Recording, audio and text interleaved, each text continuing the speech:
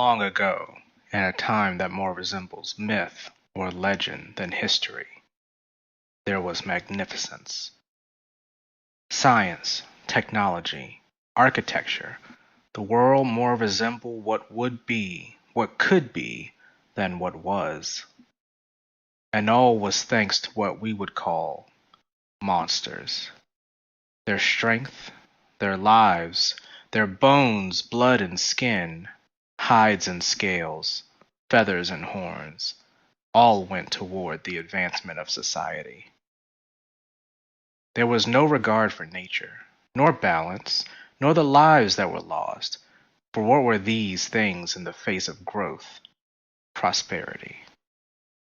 There were those, the Wyverians, who warned of what unchecked avarice could bring, but this was disregarded.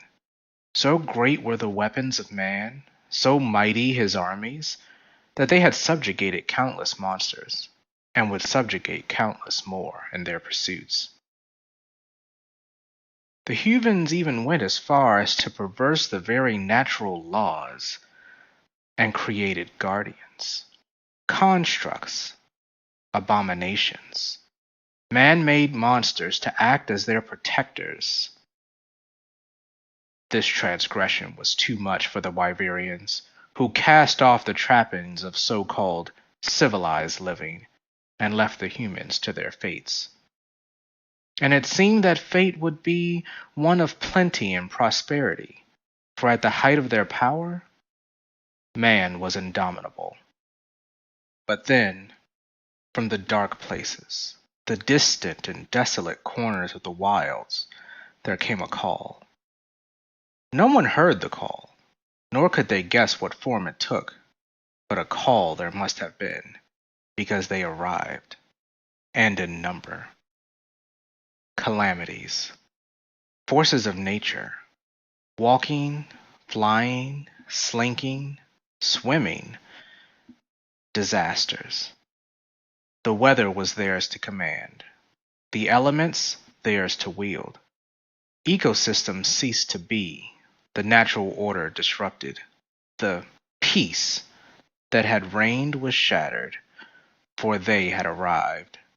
The elder dragons came to the realms of men. There was war, great battles and mighty triumphs, but these were too few and far between. Narrow victories turned to crushing defeats as these living, breathing avatars of destruction descended upon every bastion of civilization and every weapon and tool of science. The strength of man at its apex faltered in their presence. Eventually, there was no other choice. The command came down. The ultimate weapon, the dragon that was built to be equal to all others, would be unleashed. It was untested. It was unwieldy. So much more powerful than the guardians that had come before, but power is what man always came to rely on most, and power was what was needed now. So it was. Xochitl was released. And so it was that in its wrath, Xochitl decimated what remained of human civilization. The elder dragons saw from afar that the humans had done what they were always destined to do. They destroyed themselves, and satisfied with this irony, left the scant few who remained alive to contemplate their hubris and rue their folly. And as quickly as they arrived, the elder dragons returned to their places of power and seclusion in the mysterious reaches of the wilds. The humans would have surely perished without their tools, their science, their comforts from what was now antiquity.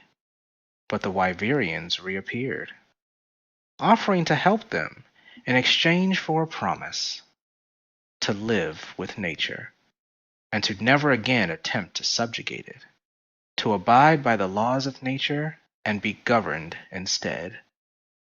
This was the way, for if humans failed to take heed of their sharp lesson, the elder dragons would return. And so time passed, as time does, and the ancient world was forgotten, yet the lessons remained. Live with nature. Take only what you need. Respect life if you wish yours to be respected in turn. All was not as it was, nor would it ever be, but all was well, and there was peace. Until one day, a hunter, scouring the lands once called forbidden, discovered the secrets of the ancient world, the guardians, and the dormant Zoshia. And with a fervor that harkened back to some ancient instinct for lust of conquest and thrill of battle, the hunter slew Zoshia, the cataclysm that came to the ancient world. All was done for the safety of the human realms and the preservation of the natural ecosystem. All was done within bounds of the law. But perhaps the hunter grew too bold, for something else quickly transpired, something that had yet not occurred in this era. The hunter found a slumbering elder dragon in its lair, and fearing for the nearby settlement, the hunter too slew this creature. Yet Gogmazios was not any creature, any monster. It was an elder dragon, and it had been laid low in its den, not having trespassed into the human's territory. And so, a call has gone out. What form it took, no one can say, but a call it must have been. Violators, murderers, those so proud that they would call themselves our hunters. The human's sharp lesson has been forgotten, and again they commit the taboo. Again they hunt those who lived in peace. Again they release the grotesqueries they call guardians, who have begun to appear. Again they murder our venerable elders, the gods of our kind. Again they must be shown the folly of their ways. And perhaps the lesson must be more severe this time. Perhaps mercy only prolonged the inevitable. Perhaps humans cannot coexist with nature. And so it shall be.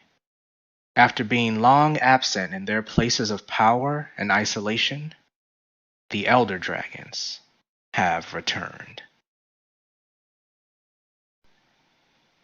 Thank you, everyone. I hope you enjoyed my little short story and speculation on what I think the lore and story of the Monster Hunter Wilds expansion may be. The fact that we haven't seen any Elder Dragons up to this point, but they are canonically returning to the land, I think it's possible that something we did in the base game will lead to the Elder Dragons returning and maybe attacking human settlements. It would be very much in line with Monster Hunter for us to think we're solving one problem and really creating another. Now, the Ancient Dragon War, there's been a lot of stipulation about it. It's never been canonically expanded upon within the games, so with us getting an equivalent to the Equal Dragon weapon and getting more lore about the ancient civilization and base wilds, I think it would be great to see what happened with this supposed civilization that was so much more advanced than we were, yet somehow drew the ire of dragons, elder dragons, black dragons, depending on which version of the story you hear, and were destroyed.